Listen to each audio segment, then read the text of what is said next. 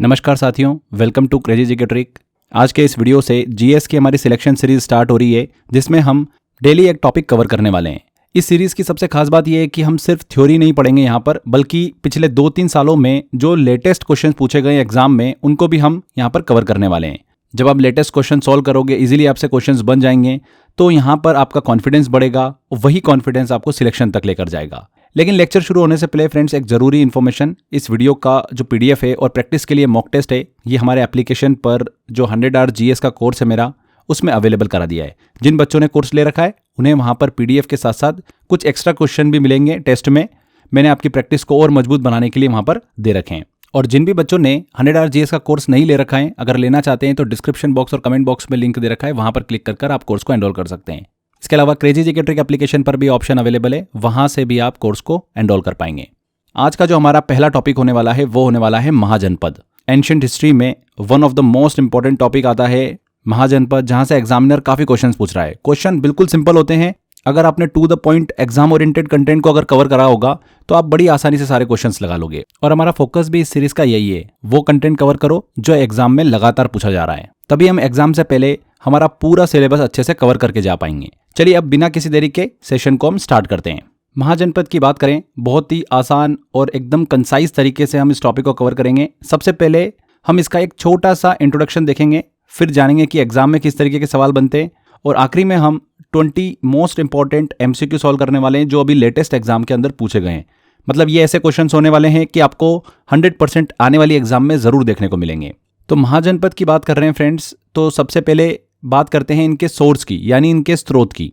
तो 16 महाजनपदों की जानकारी हमें बुद्धिस्ट टेक्स्ट अंगुत्तर निकाय से मिलती है।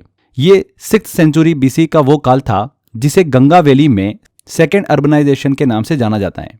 इस समय हमें 2 तरीके के पॉलिटिकल सिस्टम देखने को मिलते हैं। एक था राजतंत्र मतलब मोनार्कीज, और दूसरा था गणसंघ मतलब कॉन्फेडरेसी, जैसे कि वज्जी महाजनपद। कॉन्फेडरेसी का मतलब आसान शब्दों में अगर हम समझें तो कई राज्यों का एक ऐसा गठबंधन था जहां सत्ता किसी एक राजा के नहीं बल्कि समूह के हाथ में थी। आगे फ्रेंड्स, अगर इनके ज्योग्राफिकल एक्सपेंशन को देखें हम, तो अधिकांश महाजनपद उत्तर भारत में देखने को मिलते हैं आपको, नॉर्थ इंडिया में। लेकिन आपको याद रखना है एक बहुत इंपॉर्टेंट चीज जो एग्जाम में पूछी जाती है, असमक एकमात्र ऐसा महाजनपद है जो कि दक्कन क्षेत्र में गोदावरी नदी के तट पर स्थित था। ऑलमोस्ट सारे के सारे महाजनपद नॉर्थ इंडिया में थे, उत्तर भारत में। एकमात्र असमक महाजनपद जो था ये दक्कन क्षेत्र में गोदावरी नदी के तट पर स्थित था। अब जब हमें बेसिक आइडिया मिल चुका है इस टॉपिक का, तो चलिए मैप पर उन राज्यों और उनकी इंपॉर्टेंट राजधानी से क्वेश्चन पूछते हैं, उसको भी थोड़ा सा हम कवर करते हैं।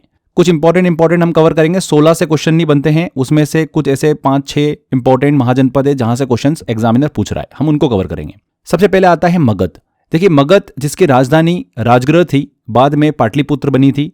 ये आज के बिहार यानी पटना और गया रीजन में था। सबसे शक्तिशाली इसलिए था ये क्योंकि इसके उत्तर में गंगा, पश्चिम में सोन और चारों तरफ प्राकृतिक पहाड़ियों का सुरक्षा कवच हुआ करता था। फिर बात करते हैं वज्जी की, तो इसकी राजधानी हुई थी वैशाली। ये एक कॉन्फेडरेसी थी और लिच्छवियों का गढ़ मानी जाती थी। कौशल की बात करें तो कौशल की राजधानी श्रावस्ती थी, जो कि आज के ईस्टर्न उत्तर प्रदेश यानी अवध क्षेत्र में आती है। ये भी बहुत इंपॉर्टेंट है, इसकी राजधानी से रिलेटेड एग्जाम में अक्सर क्वेश्चन देखने को मिलता है कि कौशल की राजधानी क्या है, तो श्रावस्ती। नेक्स्ट हम बात करते हैं मगध का सबसे बड़ा जो मेजर राइवल था, प्रतिद्वंदी, वो था अवंती। अवंती की देखिए 2 राजधानियां थी, नॉर्थ में उज्जैन और साउथ में माहिष्मती। ये आज के मध्य प्रदेश के मालवा क्षेत्र में स्थित था। इसके अलावा वत्स की बात करें महाजनपद की, तो उसकी राजधानी कौशाम्बी थी, जो कि प्रयागराज रीजन में यमुना नदी के किनारे बसा था। वहीं अंग की बात करें, अंग महाजनपद की, तो ये आज के देखिए बिहार का जो मुंगेर और भागलपुर रीजन है वहां पर बसा हुआ था। इसकी राजधानी चंपा थी, जिसे बाद में, बहुत इंपॉर्टेंट पॉइंट है, बिंबसार ने एनेक्स करके मगध में मिला लिया था।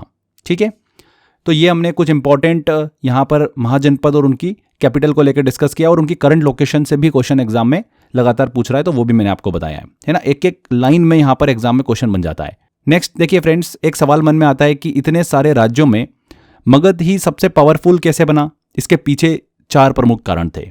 पहले थी इसकी स्ट्रेटेजिक ज्योग्राफिकल लोकेशन। जैसे मैंने बताया था आपको कि गंगा, सोन और पहाड़ियों ने इसे एक जबरदस्त सुरक्षा एडवांटेज दिया, है ना, गंगा और सोन के बीच में बसा हुआ था। यह भी एग्जाम में पूछा हुआ क्वेश्चन है। दूसरा कारण था इसका कि यहाँ की नेचुरल रिसोर्सेज, यहाँ पर आयरन और मतलब लौह अयस्क प्रचुर मात्रा में था, जिससे मजबूत हथियार बने, और उपजाऊ भूमि की वजह से एग्रीकल्चर प्रोडक्शन बढ़ा, जिससे रेवेन्यू मजबूत हुआ। तीसरा कारण था इनकी मिलिट्री स्ट्रेटेजी। मगध पहला ऐसा राज्य था जिसने युद्ध में वॉर एलिफेंट्स मतलब हाथियों का बड़े लेवल पर इस्तेमाल किया था। और चौथा सबसे बड़ा कारण था यहाँ का प्रबल नेतृत्व, लीडरशिप, यहाँ के शक्तिशाली शासक। अब शक्तिशाली शासक की बात करिए तो कुछ प्रमुख शासकों की हम बात कर लेते हैं, जहां से एग्जाम में क्वेश्चन बन जाता है। उन राजाओं की बात करते हैं जिन्होंने मगध को शिखर पर पहुंचाया है। तो सबसे पहले हम बात करते हैं बिंबसार की।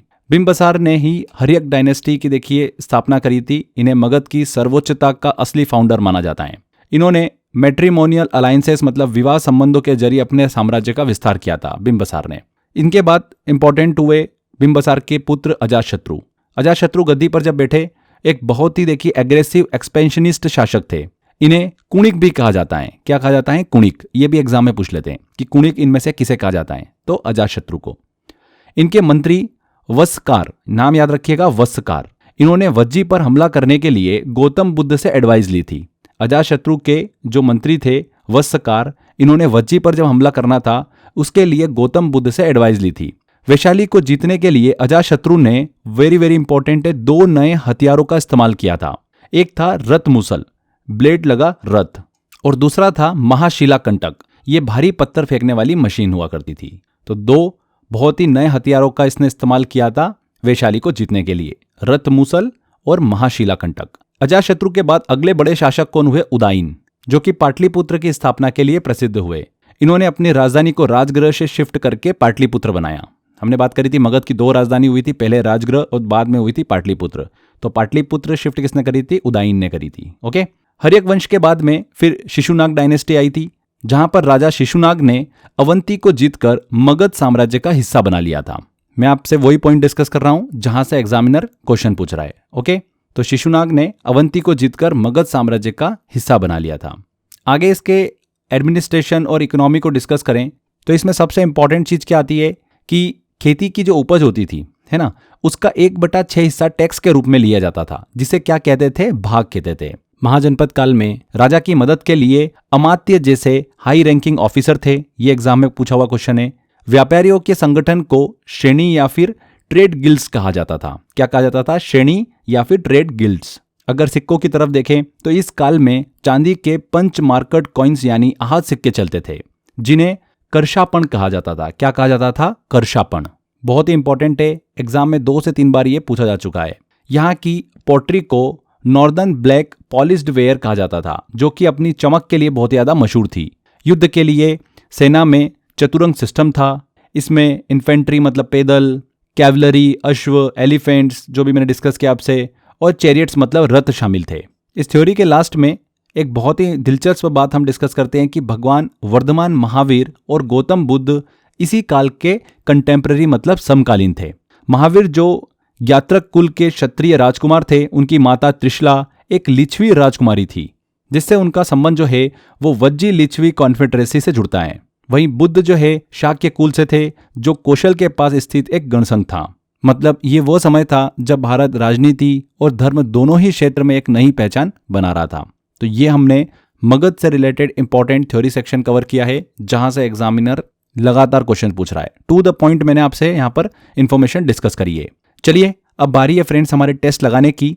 मैंने बिल्कुल लेटेस्ट क्वेश्चन निकाले हैं जो लगातार अभी एग्जाम्स के अंदर पूछे जा रहे हैं। रेलवे एग्जाम में, एसएससी एग्जाम में, जो भी एग्जाम्स में क्वेश्चंस पूछे हैं इस टॉपिक से, चलिए क्वेश्चंस को सॉल्व करते हैं। पहला क्वेश्चन आता है 16 महाजनपदों का उल्लेख किस ग्रंथ में मिलता है? तो क्लियरली हमको यहाँ पर देख के समझ में आ रहा है 16 महाजनपदों की सबसे प्रामाणिक लिस्ट जो है बौद्ध ग्रंथ अंगुत्तर निकाय और जैन ग्रंथ भगवती सूत्र में मिलती है। यहाँ पर अंगुत्तर निकाय दे रखा है, सी आंसर बिल्कुल करेक्ट होगा। ये काल सेकेंड अर्बनाइजेशन के नाम से जाना जाता है। कौशल महाजनपद 6वीं शताब्दी ईसा पूर्व आधुनिक काल के किस राज्य का हिस्सा था? कौशल, मैंने आपको बताया भी था अभी कि कौशल आज के उत्तर प्रदेश अवध क्षेत्र में स्थित था। इसकी राजधानी श्रावस्ती थी। यहाँ के प्रसिद्ध राजा प्रसेनजीत भगवान बुद्ध के मित्र और समकालीन थे, ठीक है, कंटेम्प्रेरी थे। यहाँ पर उत्तर प्रदेश सही युग्म महाजनपद और राजधानी को यहाँ पर पहचानना है। तो अगर आप देखोगे फ्रेंड्स तो कौशल की राजधानी श्रावस्ती बिल्कुल हमको करेक्ट दे रखा है, पहला ही देख के समझ में आ गया। मगध की राजधानी तो राजगृह थी, बाद में पाटलिपुत्र हुई थी, ये गलत दे रखा है बी ऑप्शन में। वज्जी की राजधानी वैशाली थी, उज्जैन दे रखा है जो कि अवंती की राजधानी हुआ करती थी उत्तर की तरफ।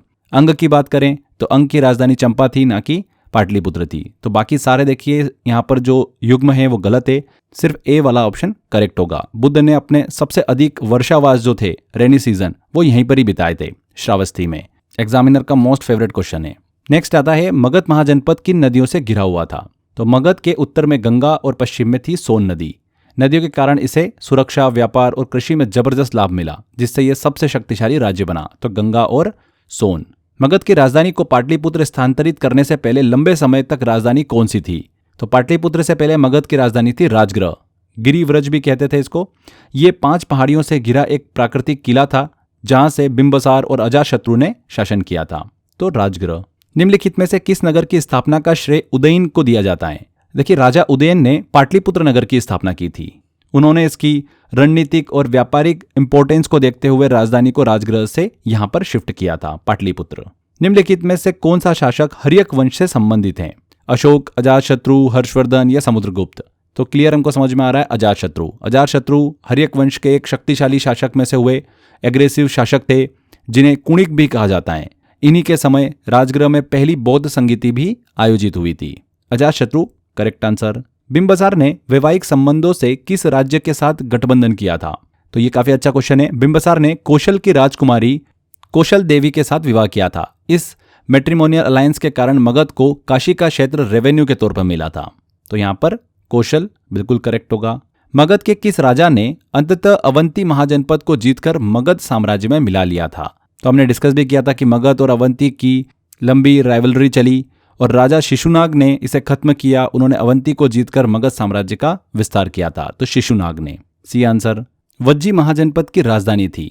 वज्जी एक कॉन्फेडरेसी गणसंघ था जिसकी राजधानी वैशाली थी। यह प्राचीन भारत के सबसे प्रमुख और शक्तिशाली गणराज्यों में से एक था। वज्जी बहुत ही इंपॉर्टेंट है।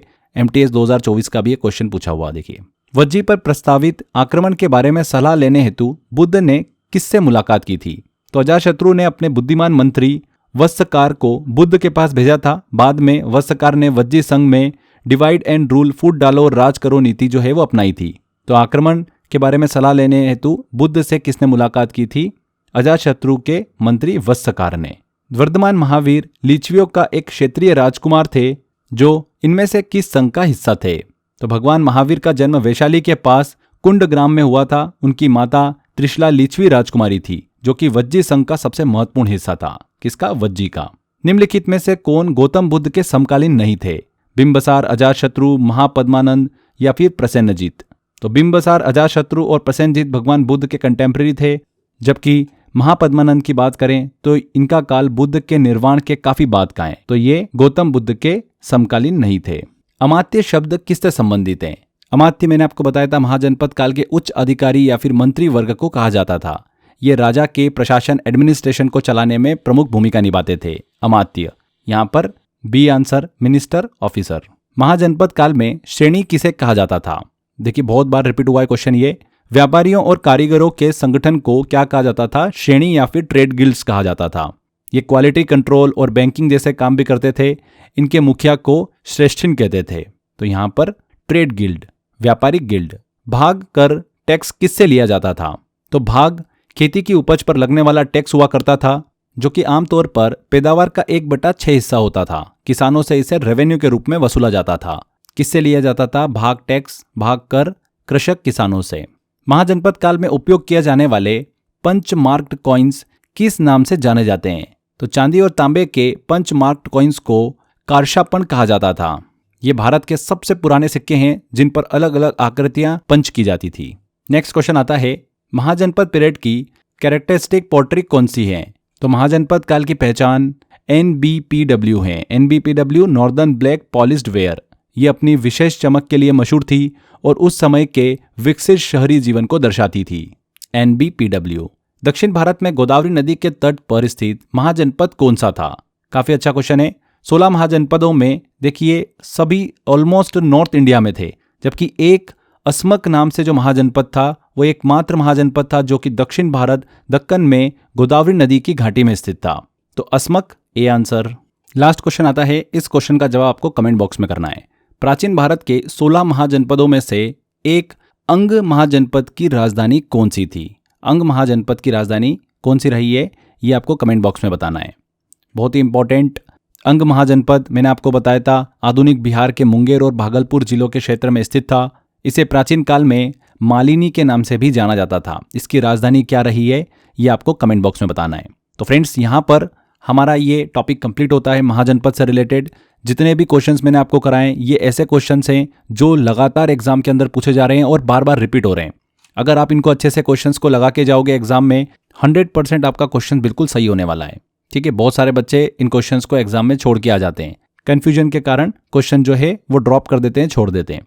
तो अब ये नहीं करना है। जितने मैंने क्वेश्चंस बताए आपको अच्छे से 1-2 बार 3 बार प्रैक्टिस कर लोगे ना, और टेस्ट की प्रैक्टिस कर लोगे एप्लीकेशन में जाकर। मैंने और भी क्वेश्चंस वहाँ पर ऐड करे हैं, लगभग 40 के आसपास क्वेश्चंस मिल जाएंगे आपको टेस्ट में। कुछ ऐसे क्वेश्चंस भी हैं जो कभी कभार पूछ भी लेते हैं, तो वो सारे मैंने टेस्ट में ऐड कर रखे हैं। एप्लीकेशन में जाइए, 100 आवर का कोर्स में आपको वो ऑप्शन मिल जाएगा। जिन भी बच्चों ने 100 आवर जीएस का कोर्स नहीं ले रखा है, डिस्क्रिप्शन बॉक्स और कमेंट बॉक्स में लिंक दे रखा है, बहुत ही नॉमिनल प्राइस पर अवेलेबल है, आप उसको एनरोल कर सकते हैं। चलिए यहाँ पर सेशन को एंड करते हैं। आई होप आपको वीडियो अच्छा लगा है। ज़्यादा से ज़्यादा वीडियो को शेयर कर दीजिएगा, लाइक कर दीजिएगा, इन कमेंट करके ज़रूर बताइएगा कि वीडियो कैसा लगा। अगर आपने अभी तक चैनल को सब्सक्राइब नहीं कराया फ्रेंड्स, तो जल्दी से सब्सक्राइब कर लीजिए। मिलते हैं नेक्स्ट वीडियो में। Till then, bye bye.